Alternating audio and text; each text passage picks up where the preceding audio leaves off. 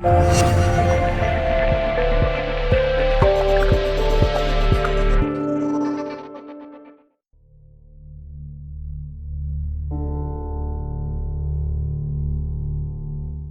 know, I'm an everyday person that wasn't very spiritual or religious. My upbringing was atheist, actually. I did, my parents instilled the love of nature and humanity and goodness. And, I saw the beauty in the world, but certainly didn't have any kind of exposure that there was any kind of divine source or higher being that was part of this. And throughout my whole life, I always just felt like there had to be more. Just in my heart of hearts, it just seemed there were just too many miracles. Even if we just look at our bodies and realize, how intricate and detailed our bodies are, it just seemed like there had to be more. This just couldn't be a bunch of just, sand and water. I think that's what I was told, that bodies are made from just sand and water, and it evolved over time.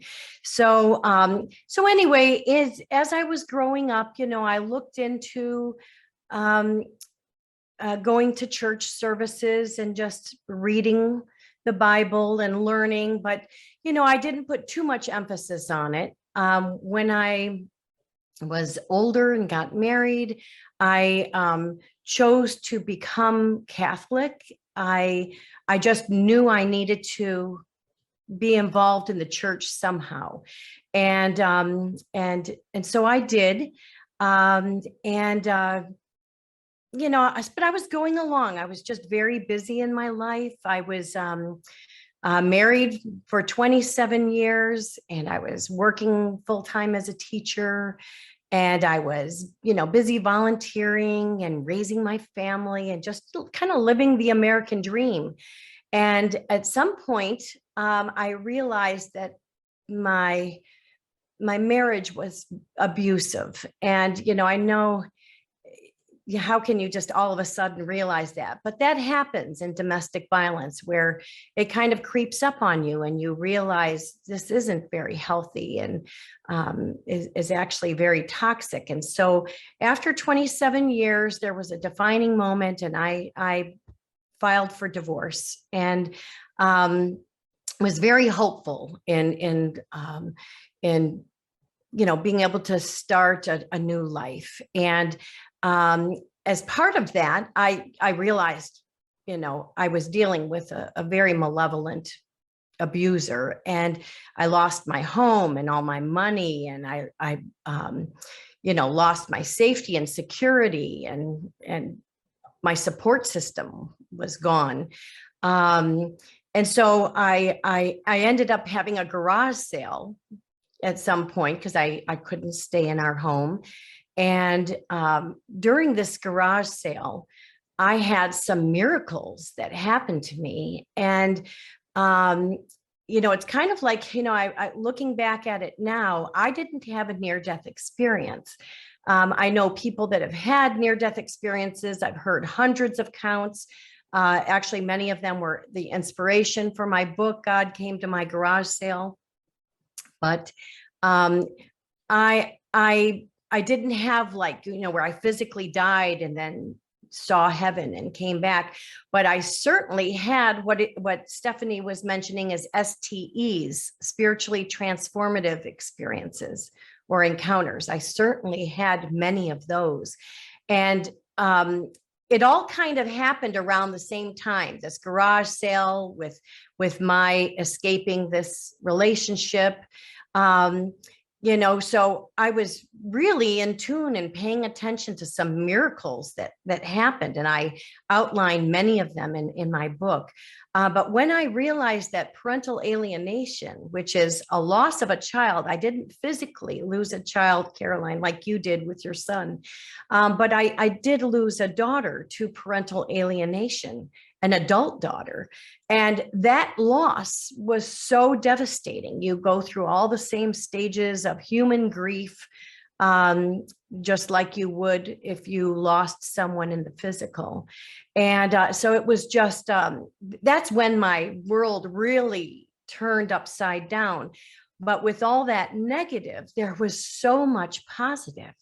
And the positive came in these transformative experiences. For example, one example was I was saying goodbye to my home, and it was around the garage sale time, and I was really kind of went out to the cul-de-sac and really was reflecting just kind of at a real deep level. And just, even though I could have been angry and revengeful and sad, and I wasn't any of those things. I was actually very peaceful and calm and reflecting on the blessings that I had. And all of a sudden a dragonfly came around me. And I thought that was really neat, just one dragonfly.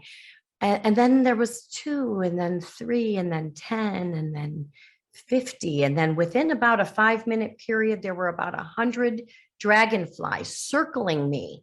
But the experience was even more amazing because it was all in slow motion. And I could see the different sizes of the dragonflies. I felt like there were different generations surrounding me with love. The feeling was just of peace and love and harmony. I could see babies and toddlers and teenagers and grandparents. And it was just all those dragonflies were represented different generations. And I could even see, it was in such slow motion that I could see the veins of the wings.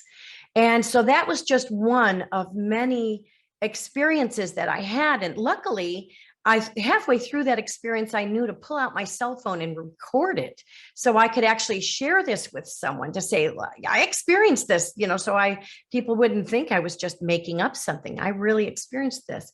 And actually, with so many different experiences that I had, they were all done when I was in a moment of just deep reflection and gratitude, and where I've quieted my mind, almost in a meditative state. But everything was done in slow motion. So whenever I've had these experiences, it's just like there's no time.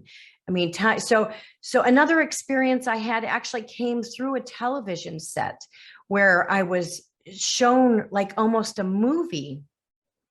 And I felt like I had been watching this for hours or even weeks. But I know from what I was involved in that it was only 5-10 minutes at the most.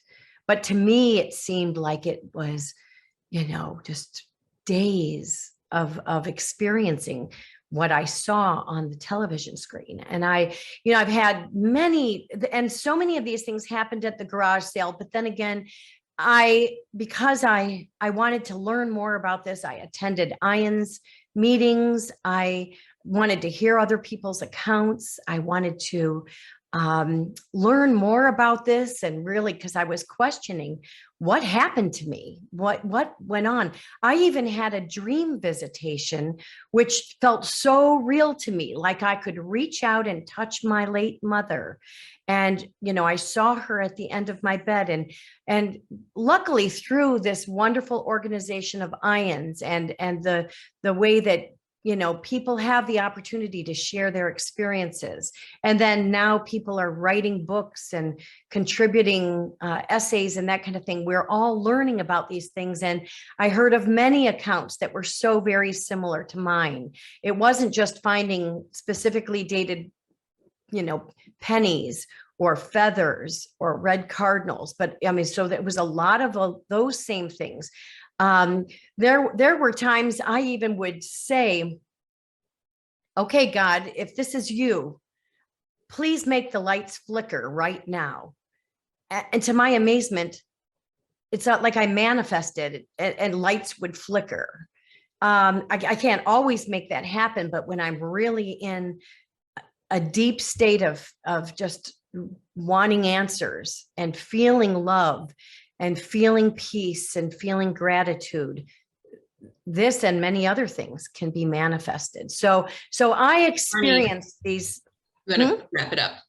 Yes, I've experienced, these encounters that were life-changing. It changed the course of my life, and it led to a spiritual awakening. So I really firmly believe that, the challenges that we face, the heartaches, the pain, the loss, even the malevolent actions of other people,